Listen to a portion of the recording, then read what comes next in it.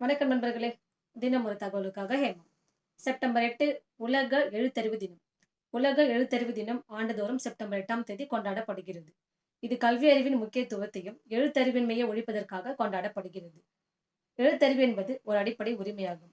எழுத்தறிவு பெற்றவர்களின் எண்ணிக்கையை உயர்த்தவும், எழுத்தறிவு இல்லாத உலகை உருவாக்கவும் ஐநா சபை அமைப்பின் ஒரு அங்கமான யுனெஸ்கோ 1965ஆம் ஆண்டு நடைபெற்ற மாநாட்டில் அறிவித்தது.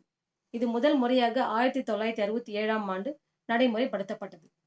எழுத்தறிவை போதிக்கும் ஆசிரியர்களே இந்நாட்டின் தூண்கள். எழுத்தறிவு சமூக மேம்பாட்டிற்கும் பொருளாதார வளர்ச்சிக்கும் முக்கிய காரணியாக உள்ளது. அதிகப்படியான எழுத்தறிவு இல்லாதது இந்நாட்டிற்கே சாபக்கேடு என்று தேசத்தந்தை மகாத்மா காந்தி குறிப்பிட்டுள்ளார்.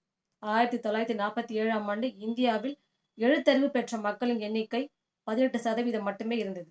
2023ஆம் ஆண்டு இந்தியாவின் எழுத்தறிவு பெற்ற மக்களின் எண்ணிக்கை 77.7% இருக்கும் என்று எதிர்பார்க்கப்படுகிறது.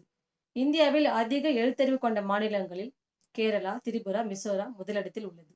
பீகார், ராஜஸ்தான், அருணாச்சல பிரதேசம் எழுத்தறிவில் பின்தங்கி உள்ளது. இனிவரும் காலங்களில் எழுத்தறிவு இல்லாத இந்தியாவை உருவாக்குவோம். நன்றி.